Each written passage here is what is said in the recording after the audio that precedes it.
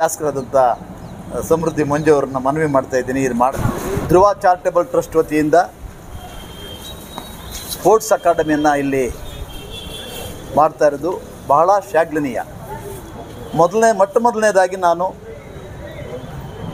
ಈ ಒಂದು ಅಕಾಡೆಮಿ ಸ್ಥಾಪನೆ ಆಗಲು ಯಾರು ಕಾರಣೀಭೂತರಾಗಿದ್ದಾರೋ ಅವರೆಲ್ಲರಿಗೂ ಕೂಡ ನಮ್ಮ ತಾಲೂಕಿನ ಜನತೆ ಪರವಾಗಿ ಅವರಿಗೆ ನಾನು ಸೆಲ್ಯೂಟ್ ಭಾಳ ಉತ್ತಮವಾದಂಥ ಕೆಲಸ.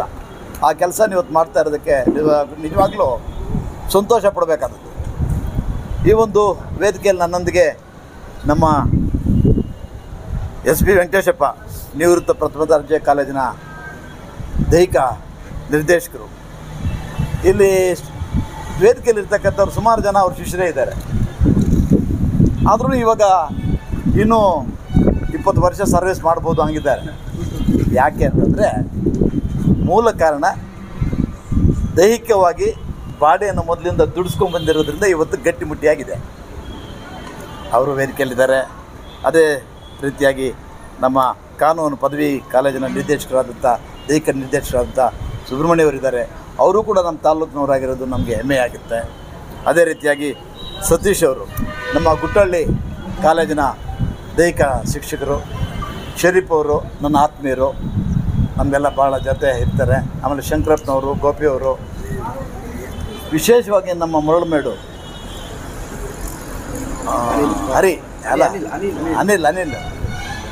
ಅನಿಲ್ ಅವರು ಈ ಒಂದು ಪ್ರೇರಣೆ ಅವ್ರ ಮೈಂಡಿಗೆ ಬಂದಿರೋದು ಭಾಳ ಸಂತೋಷ. ಅದ್ರ ಜೊತೆ ಕೈ ಜೋಡಿಸಿರ್ತಕ್ಕಂಥ ಧ್ರುವ ಚಾರಿಟಬಲ್ ಟ್ರಸ್ಟ್ ಅವರು, ಅದರಲ್ಲಿ ವಿಶೇಷವಾಗಿ ನೀವು ಹೇಳ್ತಾ ಇದ್ದೀರಿ ಹರಿ ನಮಗೆಲ್ಲ ಶಿಷ್ಯ ಅಂತ. ನನಗೂ ಶಿಷ್ಯನಾಗ್ಬಿಟ್ಟಿದ್ದಾನೆ ಈಗ.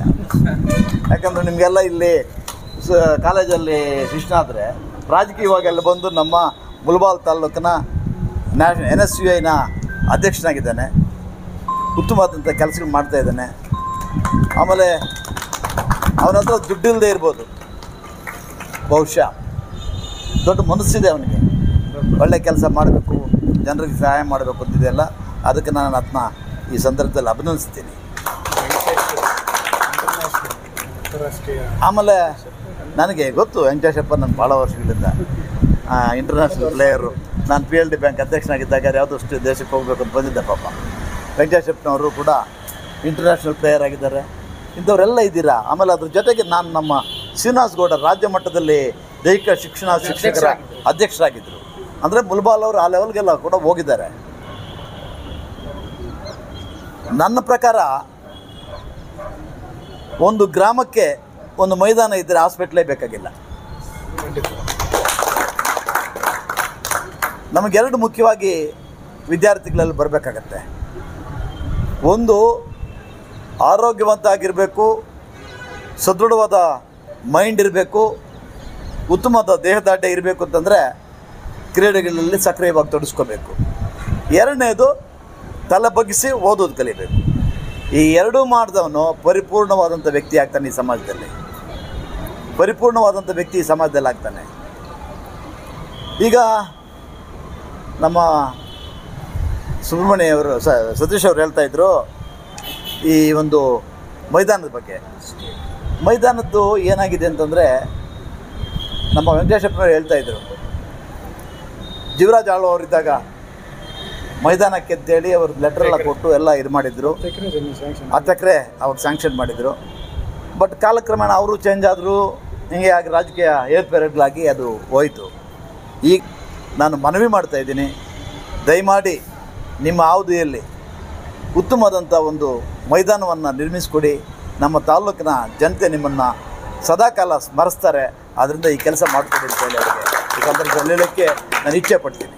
ಇದು ನನ್ನ ಮನವಿ. ಯಾಕಂತಂದರೆ ಇದು ಭಾಳ ಮುಖ್ಯವಾಗಿ ಬೇಕಾದದ್ದು. ನಮ್ಮದು ಮುಳಬಾಲ್ ತಾಲೂಕಲ್ಲಿ ಬಹಳ ದೊಡ್ಡ ತಾಲೂಕಾಗಿದ್ರೂ ದೊಡ್ಡ ಮೈದಾನ ಇಲ್ಲ. ಈ ಮೈದಾನ ಇದ್ದಿದ್ರಲ್ಲಿ ಇದು ಆ ಕಡೆ ಬಿಲ್ಡಿಂಗ್ಲು ಅವು ಇವೆಲ್ಲ ಕಟ್ಟಿಬಿಟ್ರು. ನಾವು ಚಿಕ್ಕವರಿದ್ದಾಗ ದೊಡ್ಡ ಮೈದಾನ ಇತ್ತು, ಅದೇ ಸಾಕಾಗಿರ್ತಾ ಇತ್ತು. ಆದರೆ ಕಾಲಕ್ರಮೇಣ ಈ ಬಾಲಕಿಯರ್ ಸರ್ಕಾರಿ ಪದವಿ ಪೂರ್ವ ಕಾಲೇಜು ಇದೇ ರೀತಿ ಹಿಂಗೆಲ್ಲ ಬಂದುಬಿಡ್ತು. ನಾನು ಈ ಫೀಲ್ಡಿಗೆ ಬಂದಾಗ ನಾನು ಇಲ್ಲಿ ಪ್ರೈಮರಿ ಓದಿದ್ದು,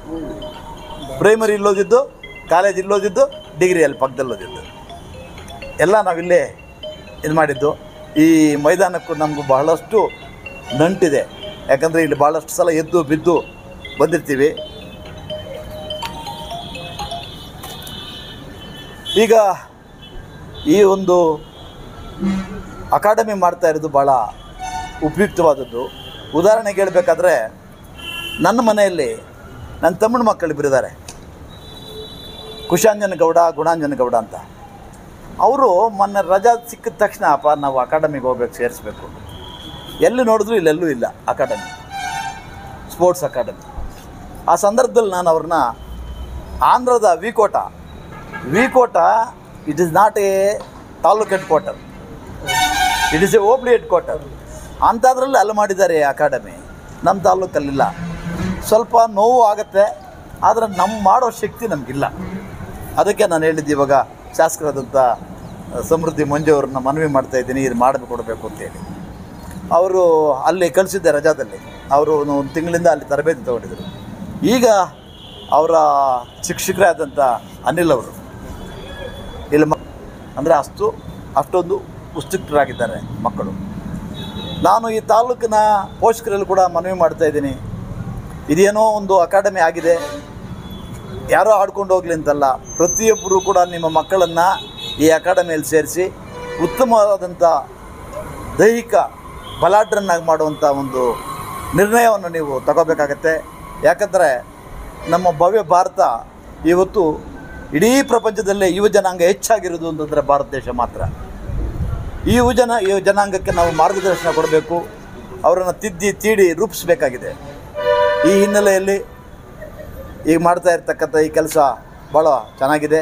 ಆದರೆ ನಾನು ಅವ್ರ ಕಿವಿ ಮಾತು ಹೇಳೋದೇನು ಅಂತಂದರೆ, ನೀವು ಮಾಡ್ತಾ ಇರೋದ್ರಲ್ಲಿ ಭಾಳ ಶಿಸ್ತು ಮತ್ತು ಸಂಯಮ ಇವೆಲ್ಲ ಇಟ್ಕೊಂಡು ಹೋಗ್ಬೇಕಾಗತ್ತೆ.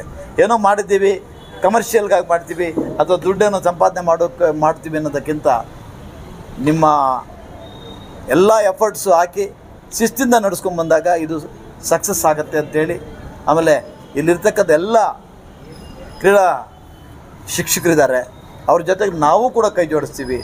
ನೀವು ಎಲ್ಲರೂ ಸೇರಿ ಈ ಒಂದು ಧ್ರುವ ಚಾರಿಟಬಲ್ ಟ್ರಸ್ಟ್ಗೆ ಪ್ರೋತ್ಸಾಹ ಕೊಟ್ಟು ಇಲ್ಲಿ ಅತ್ಯುತ್ತಮವಾದಂಥ ಕ್ರೀಡಾಪಟುಗಳು ತಯಾರಿ ಆಗುವಂಥ ಒಂದು ಕಾರ್ಖಾನೆ ಆಗಲಿ ಅಂತೇಳಿ ಸಂದರ್ಭದಲ್ಲಿ ಹೇಳ್ತಾ ನನ್ನ ಎರಡು ಮಾತು ಮುಗಿಸ್ತೀನಿ. ಜೈ ಹಿಂದ್.